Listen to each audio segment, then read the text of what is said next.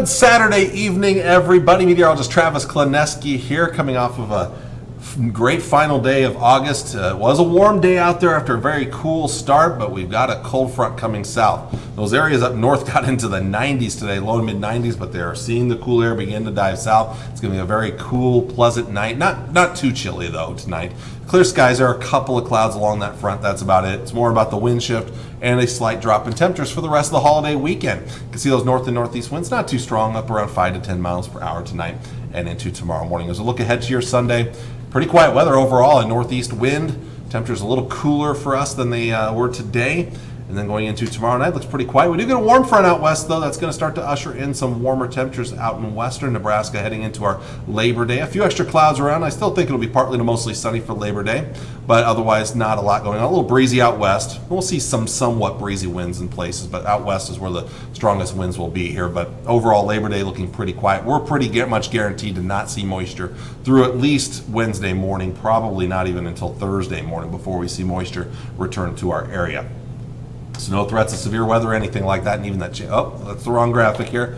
I forget that I'm working the night side, not the mornings. We can't focus on high temperatures, so we'll skip that one. But again, we've got low temperatures tonight. Tomorrow morning, Sunday morning, we'll wake up in the mid to upper 50s, lower 60s. This is a little bit warmer than what we saw earlier this morning. Here this morning we had upper 40s and low to mid 50s. So we're about 3 to 5 degrees warmer in most locations tomorrow morning. Still a very pleasant morning to kick off your Sunday. Heading out to church, should be some pretty good weather out there. Sunday afternoon, not nearly as hot or as warm. We're talking upper 70s and low to mid 80s. So this is about a 5 to 10 degree drop in most locations out there for today. Or in the case of Yankton, South Dakota, I believe that's like a 13 degree drop from yesterday.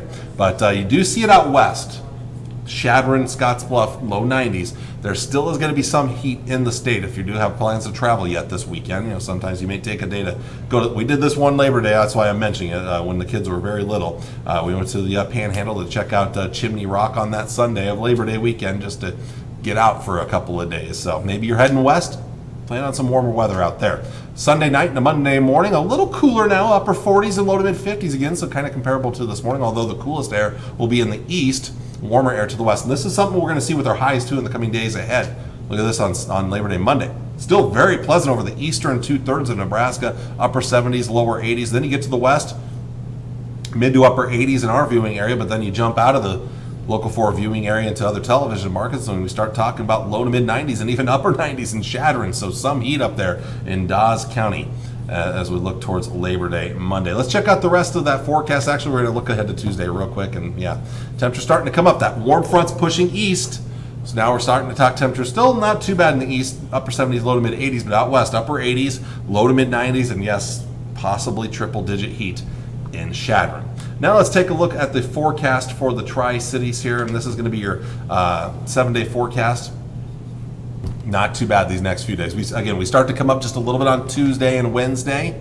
Wednesday mid 80s, but then here comes that next cold front on Thursday. It brings an okay chance of rain, maybe some thunder and lightning, but no, really the chance of severe weather. This is very, very low, but this cools us back a lot as well for the end of the week, right into the upcoming weekend. It's a pretty good shot of some cool Canadian air, and that's going to affect much of the eastern half of the United States. I had that chance of rain on Thursday. I did keep 10% chances around Friday and Saturday. I don't think they're great chances. Main reason I wanted to mention the 10% chance for Saturday is because there is a Husker game, just in case. It's not a very good chance though, but there'll be a few clouds around. And look at that right now.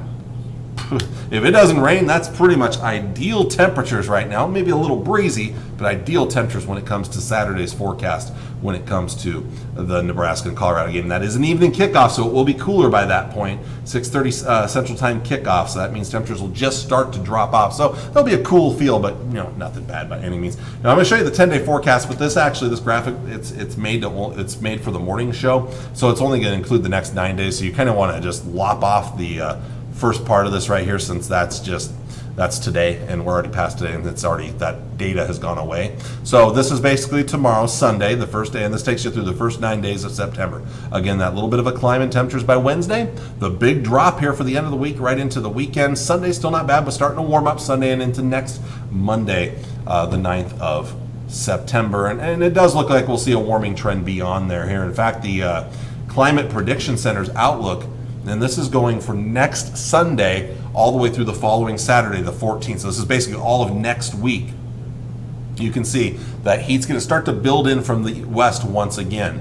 It doesn't look like we're going to get another shot of cool air, so we will start to gradually warm up as next week goes on, and we're pretty likely to be dry as well, looking at the long range. Right now it looks like any moisture is going to ride a ridge, basically going up the Pacific coast and then up into Canada here. I've been keeping a close eye on this. As many of you know, I'm going to be up in Canada during that week, next week actually, with the holiday vacations tour that's coming up here. So my wife and I and kids will stay here at home at our house with the grandparents. The grandparents are going to stay at our house for that week to take care of things, make sure the kids are getting out to school and sports and everything. So, but anyway, during that week, I am looking forward to maybe seeing some cool Canadian air up in the Rockies of Alberta and British Columbia. So with that, that's about all I have to show you for today. I guess I could show you real quick here. I don't want to wrap it up without showing you the temperature forecast here. And actually before that, I'll even show you the precipitation outlooks here down the road. And again, we'll stop this at about Thursday right here.